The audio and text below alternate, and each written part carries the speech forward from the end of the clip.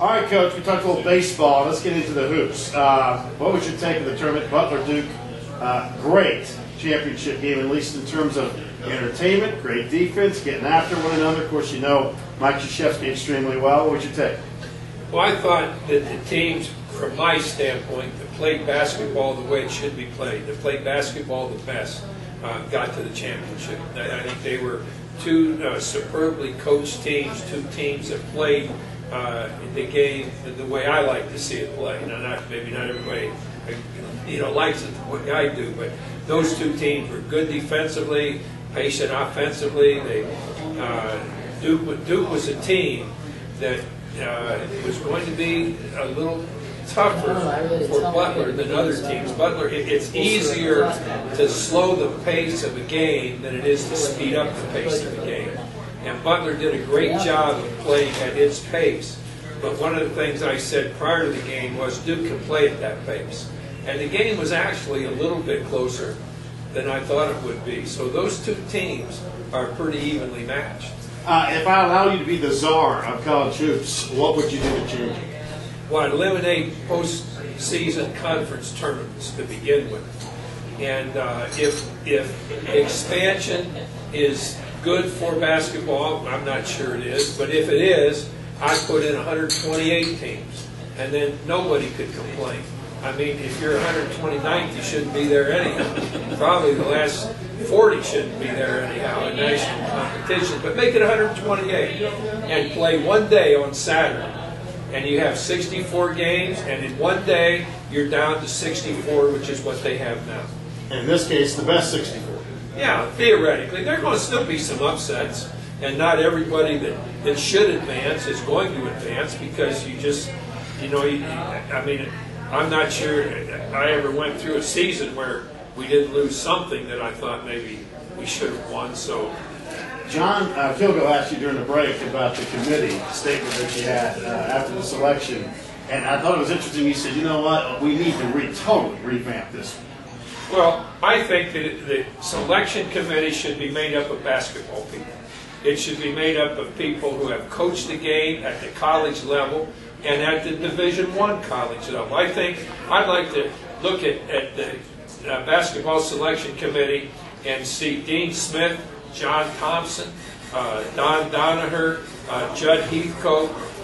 All of these guys have had experience in the NCAA as coaches, and they know what it takes, and they know what the ingredients are, and there are a lot of other guys out there, but I just mentioned those 4 or 5 off the top of my head, and I would really like to see those coaches be on the selection committee as the selection committee.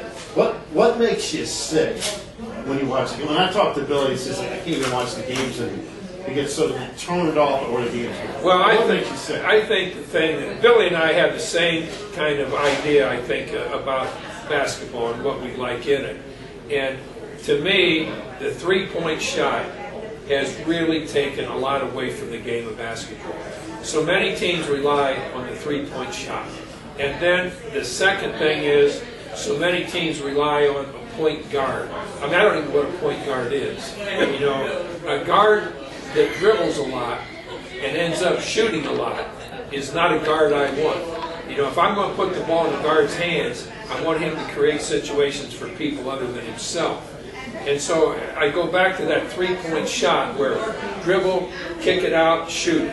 And probably a third or better of all shots taken in college basketball are threes. So that does away with two things that I think are essential in good offensive play, and that's screening and cutting. And then they both are subservient to patience. Work the clock.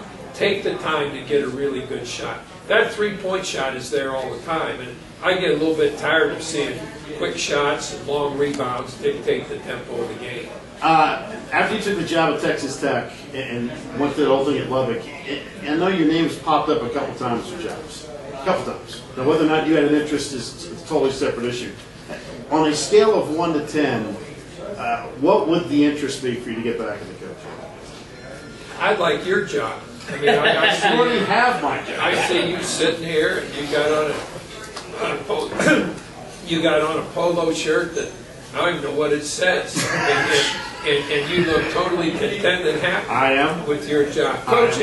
Coaching though, you know, Abe Leonard, one of the great people in the history of college basketball, once told me, never say never.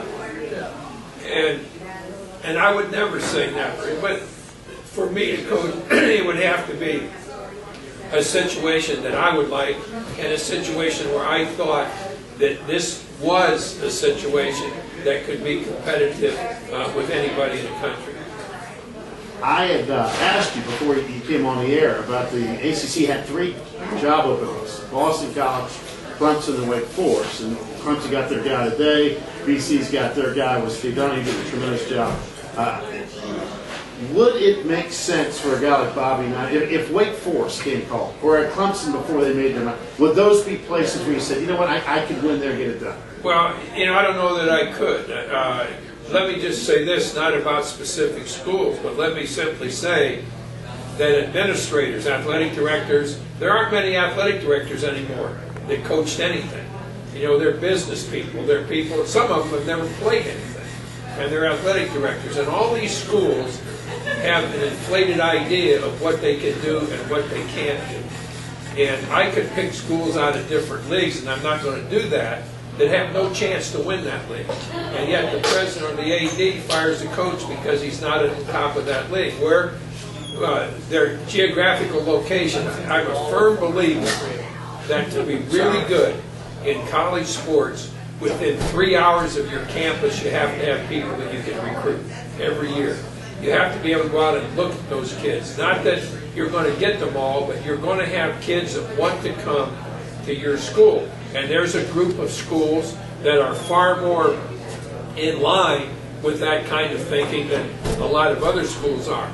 There are some schools that just don't have a chance because they're not in a geographical location where there's good basketball or good football, or they're competing against 3 or 4 schools that just have a much better background in that sport than they do.